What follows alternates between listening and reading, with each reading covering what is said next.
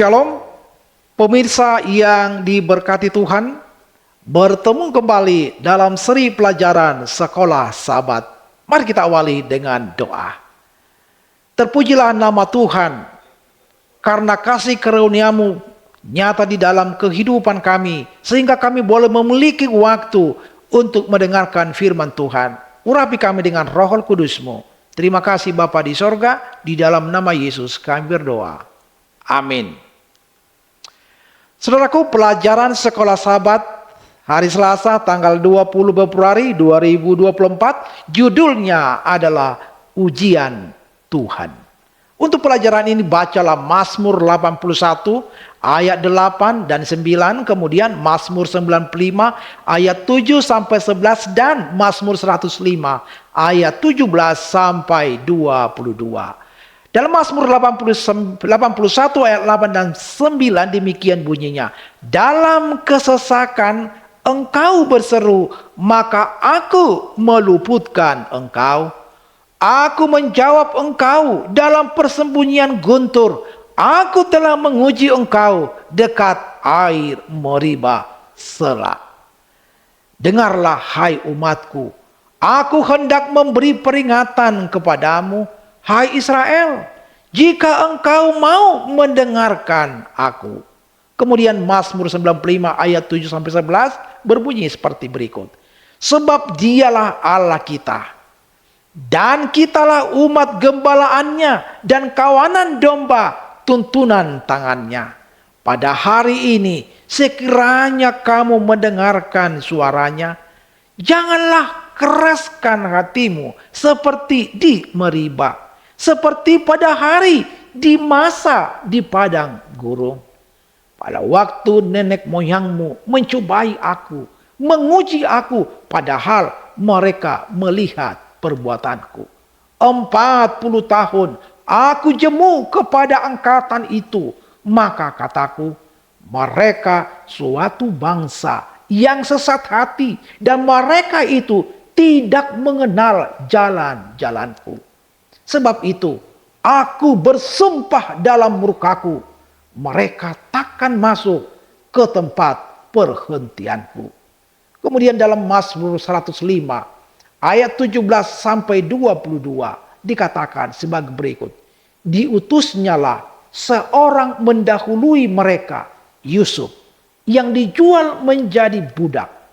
Mereka mengimpit kakinya dengan belenggu, lehernya masuk ke dalam besi.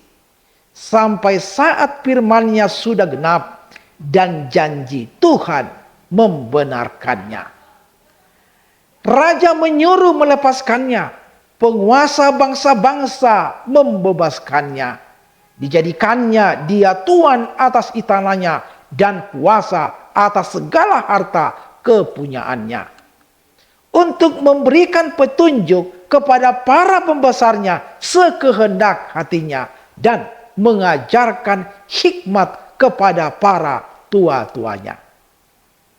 Apakah yang mencakup dalam ujian ilahi dalam ayat-ayat ini? Saudara, Meribah adalah tempat Israel mencobai Allah dengan menantang kesetiaan dan kuasanya untuk memenuhi kebutuhan mereka.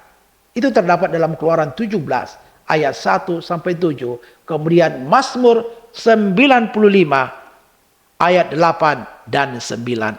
Dalam Mazmur 81 membuat pembalikan yang menarik dan menafsirkan peristiwa yang sama dengan saat Allah menguji Israel. Itu terdapat dalam Mazmur 81 ayat 8. Dan karena ketidaktaatan dan kurangnya kepercayaan, dalam Mazmur 81 ayat 12, bangsa itu gagal dalam ujian Allah. Referensi ke Meribah menyampaikan pesan ganda. Pertama, umat Tuhan tidak boleh mengulangi kesalahan generasi sebelumnya. Sebaliknya, mereka harus mempercayai Allah dan berjalan di jalannya.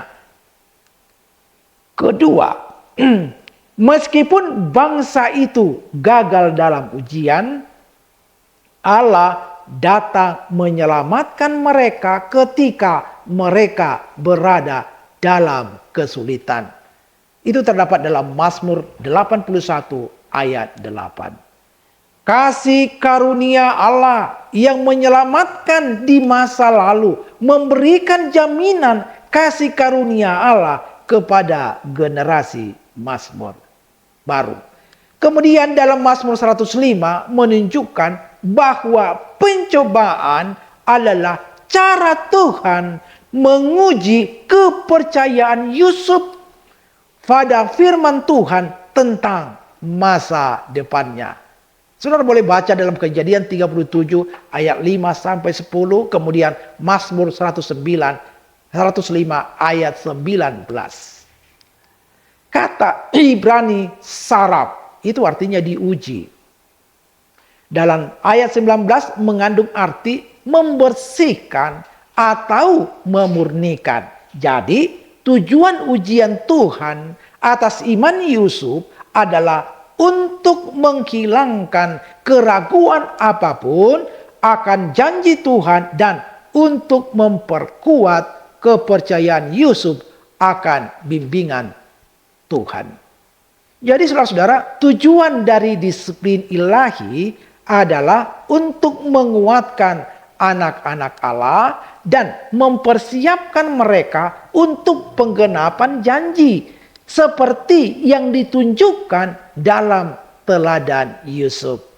Baca Mazmur 105 ayat 20 sampai 22. Namun saudara-saudara, penolakan terhadap perintah Allah akan menghasilkan sikap keras kepala dan mengeraskan hati orang yang keras kepala. Allah menuntut kepatuhan yang cepat dan tidak diragukan lagi terhadap hukumnya.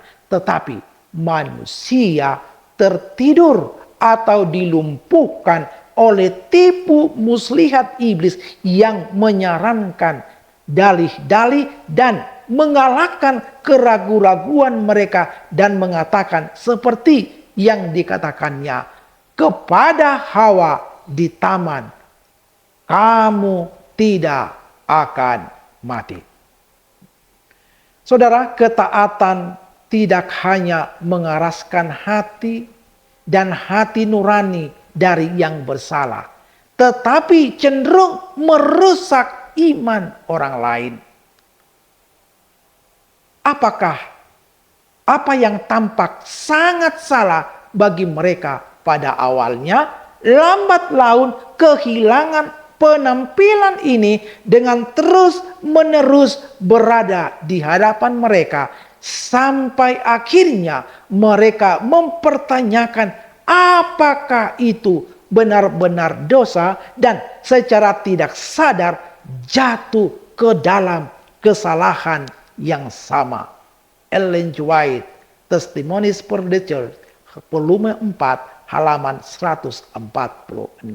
Pertanyaannya adalah, apakah pengalaman Anda sendiri tentang bagaimana dosa mengeraskan hati? Mengapa pikiran itu harus mendorong kita ke salib, di mana kita dapat menemukan kekuatan untuk taat? Demikianlah pelajaran kita pada saat ini. Kiranya Tuhan memberkati dan menolong kita. Kita tutup di dalam doa. Terima kasih Bapa di sorga. Kami boleh bersuka cita mendengarkan firman-Mu pada saat ini. Kiranya Roh Kuduslah yang mementeraikan ini di hati kami. Agar firman ini boleh hidup. Dan hidup kami hidup yang dibaharui dari hari ke hari. Sehingga nama Tuhanlah yang kami selalu puji dan muliakan di dalam kehidupan kami.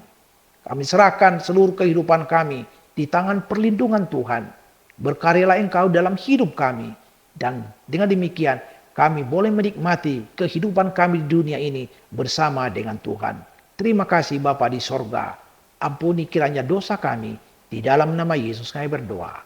Amin.